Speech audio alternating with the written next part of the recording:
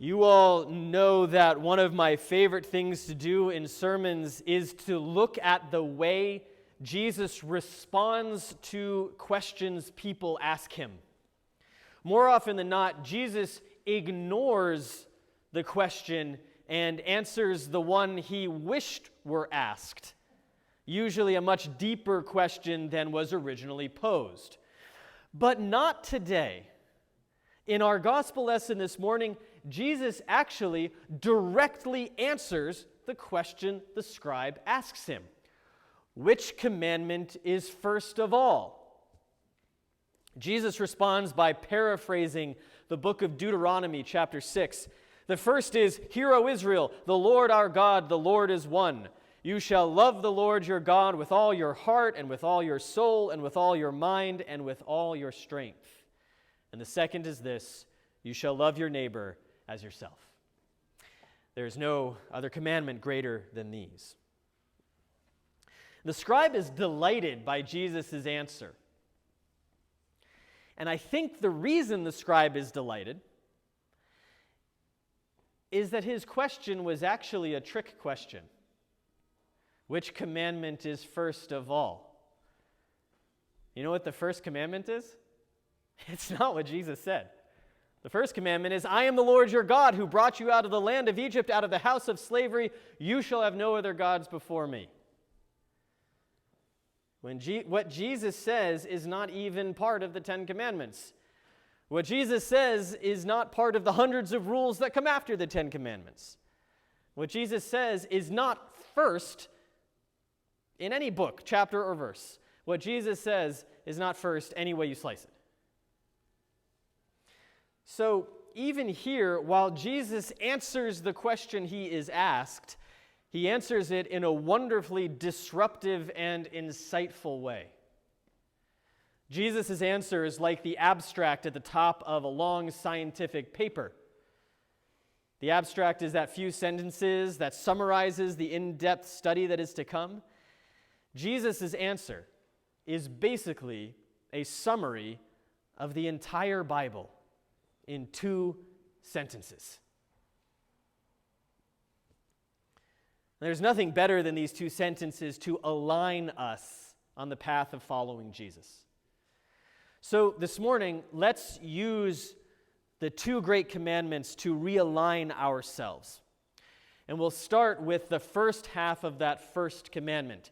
"Hear, O Israel, the Lord our God, the Lord is one." The Lord is one.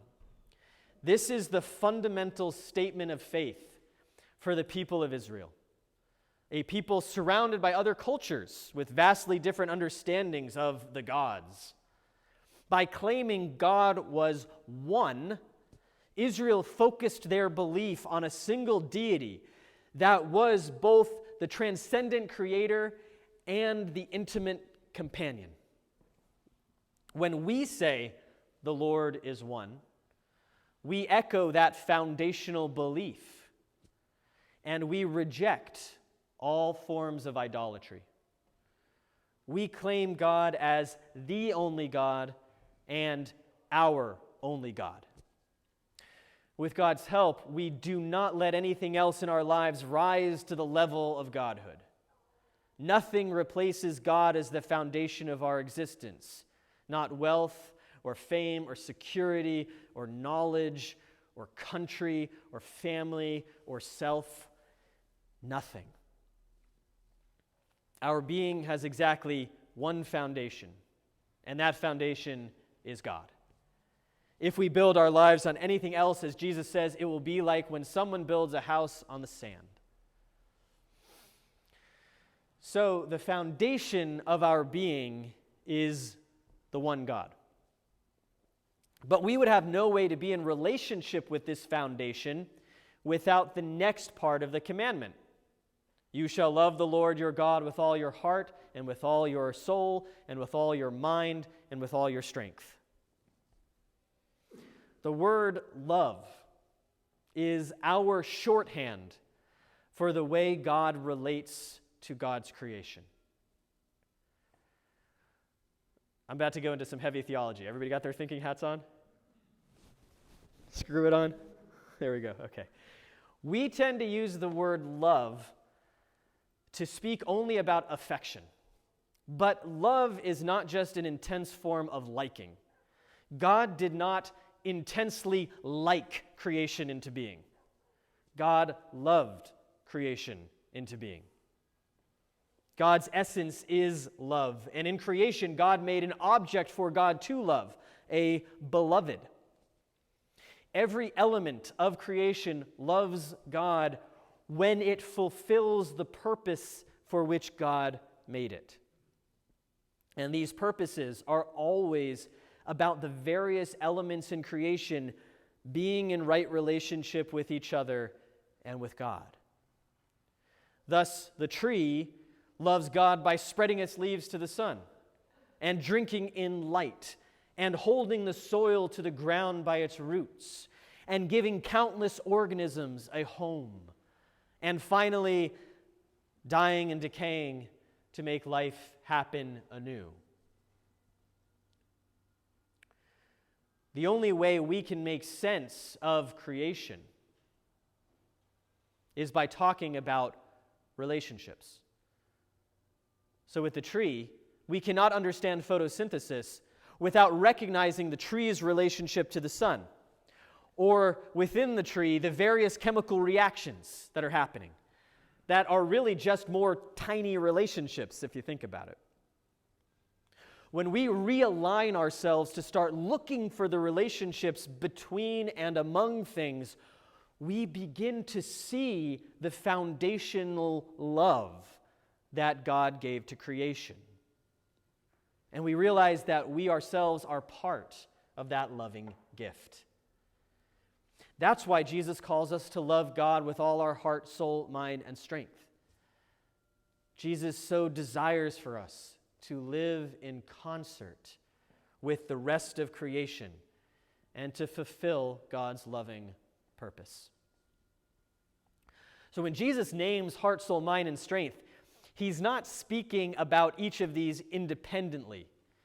He links these four elements of our personhood as a way of talking about our whole selves, the totality of our emotional, spiritual, psychological, and physical selves. Just as the Lord is one, we most fully live into our love for God when we love with every facet of our being, when we hold nothing back from the God who knitted us together in the womb and knows the numbers of hairs on our heads. Jesus commands us to love God with all of everything we are. Not because we will be punished if we don't, but because when we do, we become truly ourselves. And we practice this love of God every single day with the second commandment. You shall love your neighbor as yourself.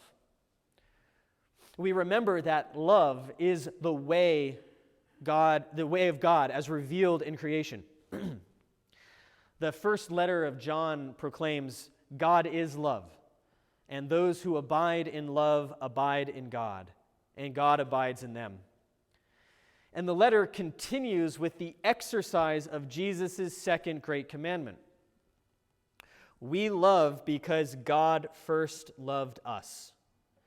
Those who say, I love God, and hate their brothers and sisters are liars. For those who do not love a brother or sister whom they have seen cannot love God whom they have not seen. The commandment we have from God is this: those who love God must love their brothers and sisters also. We love our neighbors as ourselves by righting relationships that have become distorted by greed or lust or by the desire to dominate. These relationships happen on individual and on societal levels. And they happen between us and the environment, which is a catch-all word for the countless relationships that exist to make life flourish. And so we love through working for justice and living sustainably and honoring the dignity of every person and everything this creation holds. Jesus' great commandments align us along his life-giving path. We follow Jesus by loving our one God with all our heart, mind, soul, and strength, and by loving our neighbors as ourselves. Jesus says, there is no other commandment greater than these. And that's because these paired commands stitch together all of creation, including us, into that foundational love of God. Amen.